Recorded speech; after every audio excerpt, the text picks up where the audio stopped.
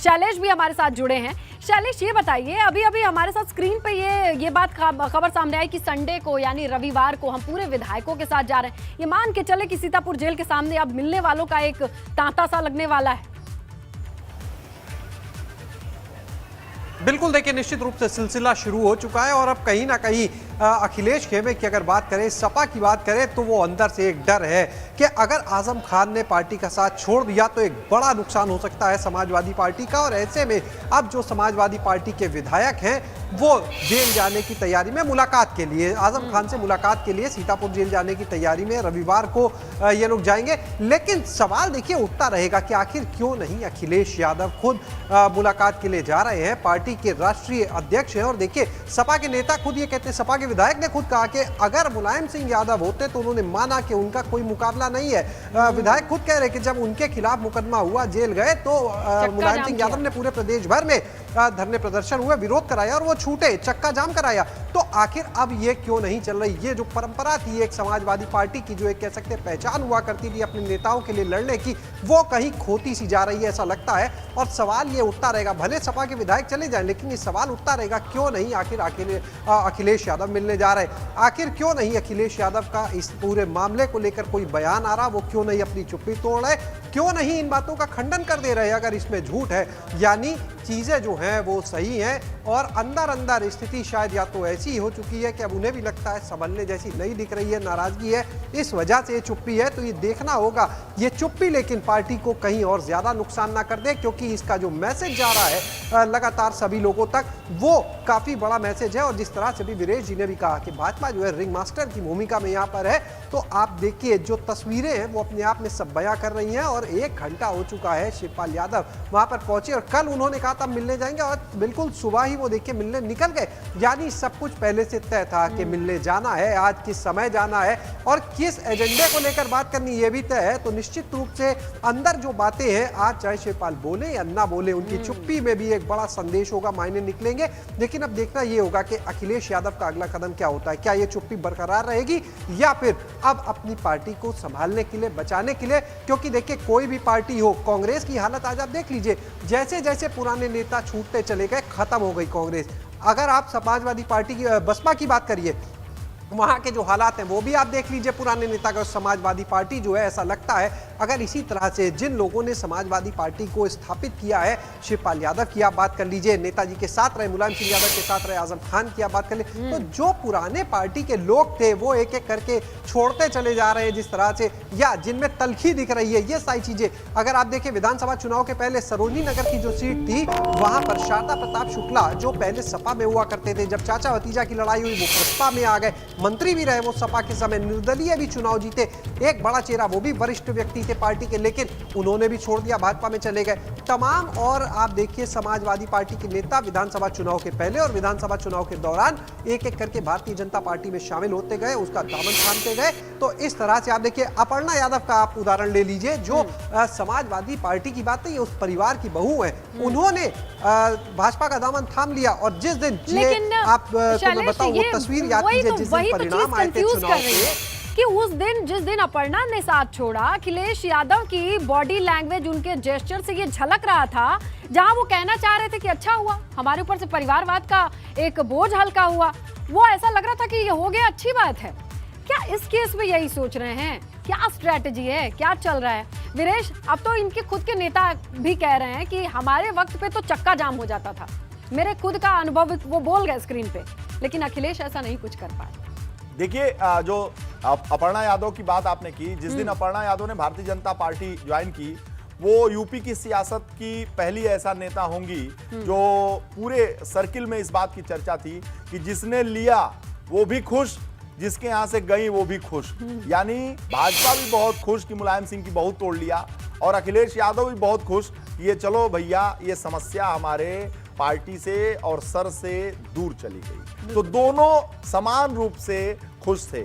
शिवपाल यादव को लेकर भी अखिलेश यादव इसी अंदाज में है, ये चले जाएं। और एक बड़ी खबर आपको दे दूं कि शिवपाल यादव, एक बड़ी खबर और बड़ी ब्रेकिंग है कि शिवपाल यादव की भारतीय जनता पार्टी के नेताओं से बड़े स्तर पर बातचीत हो चुकी है, और 2024 के इलेक्शन में मैनपुरी से जब मुलायम सिंह यादव इस बार चुनाव नहीं लड़ेंगे तो प्रसपा और भाजपा के गठबंधन से आदित्य यादव अंकुर, जो शिवपाल यादव के बेटे हैं, जिनको स्थापित करने में शिवपाल यादव काफी मशगूल हैं, वो मैनपुरी से कैंडिडेट हो सकते हैं। ये एक बड़ी खबर है। और आपको बताऊं कि भाजपा और प्रसपा में लगभग अंदर खाने समझौता हो चुका है और इस मुद्दे पर समझौता हो चुका है कि 2024 में लोकसभा जैसे जैसे करीब आएगा, शिवपाल यादव भारतीय जनता पार्टी के और करीब जाएंगे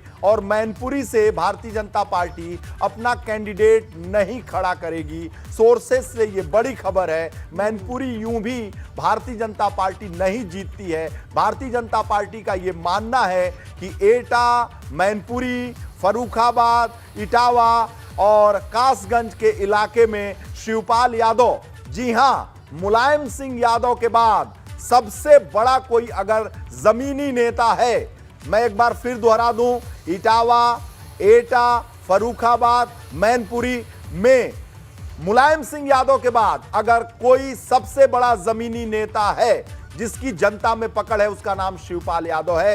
ये कण-कण बोल सकता है, जन जन बोलता है, वहां पर वहां के कार्यकर्ता, नेता बोलते हैं कि मुलायम सिंह यादव के बाद इन जिलों में सबसे बड़े नेता शिवपाल यादव हैं। लोगों के दिलों में राज करते हैं शिवपाल यादव। इन जिलों के लोगों के लिए उन्होंने बहुत काम किया है, लगभग 40 साल से काम किया है। हर घर को नौकरी दी है, हर घर को रोजगार दिया है, हर घर की समस्या का निवारण किया है, हर घर को सुरक्षा दिया है शिवपाल यादव ने। इसलिए इन जिलों में शिवपाल यादव के महत्व को देखते हुए भारतीय जनता पार्टी 2024 में शिवपाल यादव का उपयोग करने जा रही है। और मैनपुरी से भारतीय जनता पार्टी नहीं जीतती है तो वो सीट कभी नहीं भारतीय जनता पार्टी जीतती है, तो वो सीट बहुत पहले जीती होगी, लेकिन वो सीट अब मुलायम सिंह यादव ने कहा था कि उनका आखिरी चुनाव है, 24 में वो चुनाव नहीं लड़ेंगे, तो प्रसपा और भाजपा के गठबंधन से आदित्य यादव अंकुर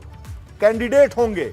मैं अभी बता दे रहा हूं 2022 में बता दे रहा हूं, उच्च पदस्थ सूत्रों से जो जानकारी है वो जानकारी यह है कि 24 में मैनपुरी से चुनाव लड़ेंगे आदित्य यादव अंकुर और उनके खिलाफ समाजवादी पार्टी से घर का ही कोई कैंडिडेट होगा। जी हां, घर का ही कैंडिडेट होगा। मैनपुरी लोकसभा क्षेत्र के अंतर्गत ही सैफई गांव आता है। सैफई की वोटिंग मैनपुरी लोकसभा क्षेत्र के अंतर्गत होती है और ऐसे में समाजवादी पार्टी से घर का कैंडिडेट होगा, या तो डिंपल यादव होंगी या तेज प्रताप यादव होंगे। उनके खिलाफ ताल ठोकेंगे आदित्य यादव अंकुर। ये बहुत ही बड़ी खबर है, एक्सक्लूसिव खबर है और बड़ी ब्रेकिंग है यूपी की सियासत के लिहाज से। जो आपको एक और बात बता दूं, भारतीय जनता पार्टी हाईकमान के जो थिंक टैंक हैं, जो रणनीतिकार हैं, वो ये जानते हैं कि एटा, इटावा, मैनपुरी, फर्रुखाबाद में शिवपाल यादव मुलायम सिंह यादव के बाद से सबसे बड़े जननेता हैं और भारतीय जनता पार्टी उनका उपयोग करेगी 2024 में। और ये तलवार खिंच चुकी है। हम कहें कि हम बिना बात के बात नहीं कह रहे हैं। इस बात का वजह है कि आजम खां से क्यों मिलने गए हैं। आजम खां भी 24 में रास्ता अलग कर लेंगे। आजम खां एक अलग गठबंधन बनाएंगे। आजम खां जेल से छूटने के साथ ही अपने समर्थकों की एक बड़ी बैठक रामपुर में आहूत करने वाले हैं। उच्च पदस्थ सूत्रों से, आजमवादियों से एक बड़ी खबर एबीपी गंगा पर दर्शकों को दे दूं, ये बड़ी खबर है। जेल से छूटने के बाद आजम खां रामपुर में अपने समर्थकों की एक बड़ी मजलिस आहूत करने वाले हैं। एक बड़ी सभा का आयोजन रामपुर में होगा जिसमें आजमवादी ये तय करेंगे कि आजम खां क्या करें, यानी अलग पार्टी बनाएं।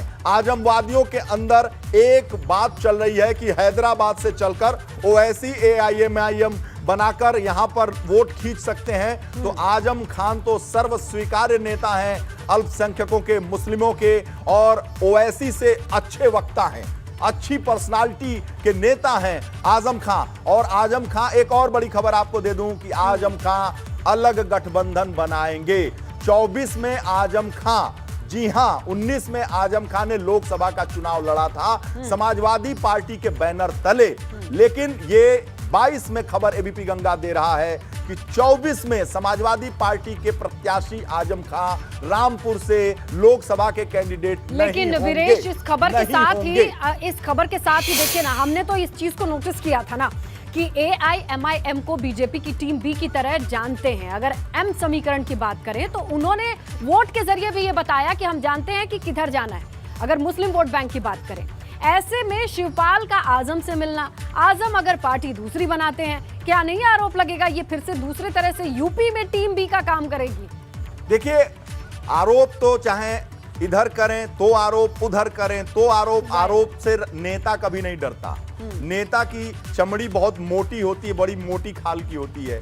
किसी का काम किया तो आरोप, किसी का नहीं किया तो आरोप। नेता इन सब से ऊपर होता है। आरोप प्रत्यारोप से ऊपर जो उठ जाता है वही नेता होता है। स्नेहलता, जब आपके मन में नेता बनने की ख्वाहिश कभी आएगी तो आप देखिएगा कि उस तरह से चमड़ी मजबूत करनी पड़ेगी, मोटी करनी पड़ेगी, तब नेता होंगे। तो इससे कुछ नहीं फर्क पड़ता। नेता फैसला करता है, नेता लक्ष्य निर्धारित करता है, नेता लक्ष्य का संधान करता है, वही नेता बनता है। डेमोक्रेसी में सबसे बड़ा अगर कोई है वो नेता है।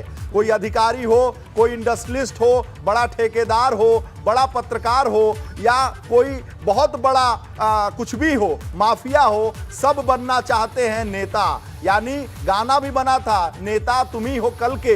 यानी नेता डेमोक्रेसी में और भारत में तो सबसे बड़ा होता है। किसी भी कोई जनरल होकर रिटायर होता है वो भी नेता बनना चाहता है। बहुत बड़ा कोई इंडस्ट्रियलिस्ट होगा वो भी नेता बनना चाहता है। तो सब नेता बनना चाहते हैं, तो नेता इनसे ऊपर होता है। ऐसे ही बड़े नेता हैं आजम खान, जिनका कद बहुत बड़ा है, उनका रुतबा हमने देखा है, लेकिन फिलहाल वो हैं जेल के भीतर और मुलाकात चल रही है शिवपाल से। इसीलिए रुक करेंगे पंकज का। और पंकज, 1 घंटे से ज्यादा का वक्त बीत गया है, अभी भी सन्नाटा दिखाई दे रहा है आपके पीछे, कोई हलचल नहीं दिख रही है। और बिल्कुल आपको बता दें कि जिस तरीके से जेल से अभी कैदी जो है पेशी के लिए ले जाए जा रहे हैं, तो आप अंदाजा लगा सकते हैं कि अंदर आसानी से मुलाकात चल रही है। चूंकि और वो मुलाकात लंबी चलनी है, इस बीच कैदियों का बाहर आना और यहाँ से न्यायालय जाना ये संकेत दे रहा है कि अभी मुलाकात और भी आगे चलेगी। लेकिन इस बीच सबसे बड़ी जानकारी ये निकल करके आ रही है कि जैसा एबीपी गंगा ने पहले बताया था कि आजम खान की ईद इस बार उनके घर पर मननी है, इसकी तैयारियां चल रही हैं। लेकिन एक तैयारी और चल रही है, आजम खान चूंकि रामपुर से विधायक चुने गए हैं, तो लिहाजा वो शपथ लेने के लिए जब जेल से छूटेंगे उसी के बाद जाने की तैयारी में है। तो आप अंदाजा लगा सकते हैं कि आजम खान का पूरा प्रयास होगा कि जेल से छूटें और यहाँ से तब वो विधानसभा पहुंचकर शपथ लें। और जैसा कि वीरेश जी ने बताया था, ये भारतीय जनता पार्टी का पहले से ही प्लान था कि आजम खान या तो असदुद्दीन ओवैसी के साथ आ जाएं या फिर अपनी नई पार्टी बना लें। लेकिन चुनाव पूर्व आजम खान को ये विश्वास था कि सत्ता में समाजवादी पार्टी लौट रही है। उस समय भारतीय जनता पार्टी के प्लान पर आजम खान नहीं चले, लेकिन आजम खान के जो समर्थक हैं, उनके साथी हैं, वो जो जानकारी दे रहे हैं वो ये जानकारी देते हैं कि असदुद्दीन ओवैसी को आजम खान किसी भी कीमत पर पसंद नहीं करते हैं। और आजम खान के पास जैसे ही ये सूचना मिली कि ओवैसी के जो समर्थक, उनकी पार्टी के लोग यहाँ एक लेटर लेकर पहुँचेंगे, तो बताते हैं कि आजम खान आग बबूला हो उठे। उन्होंने कहा उस पत्र का इतना कड़ा जवाब देंगे कि ओवैसी याद करेंगे, मीडिया के सामने उस पत्र को भी रखेंगे। यही कारण है कि अब जो ये नए समीकरण बन रहे हैं, जैसा वीरेश जी ने बताया कि जब जो समझौता होगा भारतीय जनता पार्टी के साथ, गठबंधन होगा, उसमें कहीं न कहीं आजम खान भी अपनी नई पार्टी तैयार कर और उनके साथ 2024 का चुनाव लड़ते हुए नजर आएंगे। ऐसी संभावनाएं बनती जा रही हैं। आज शिवपाल यादव की मुलाकात एक बड़ा संकेत है इस बात का, और इस मुलाकात को इसी नजरिए से देखा जा रहा है। इसमें पूरी तरीके से भारतीय जनता पार्टी अब सफल होती हुई दिख रही है, क्योंकि विधानसभा के चुनाव में सबने देखा पूरी ताकत से भारतीय जनता पार्टी लड़ी, लेकिन समाजवादी पार्टी ने कड़ी टक्कर दी थी और भारतीय जनता पार्टी को इस बात का भान है, लेकिन भारतीय जनता पार्टी का पूरा प्रयास है कि समाजवादी पार्टी को भी बहुजन का और ये सबसे बड़ा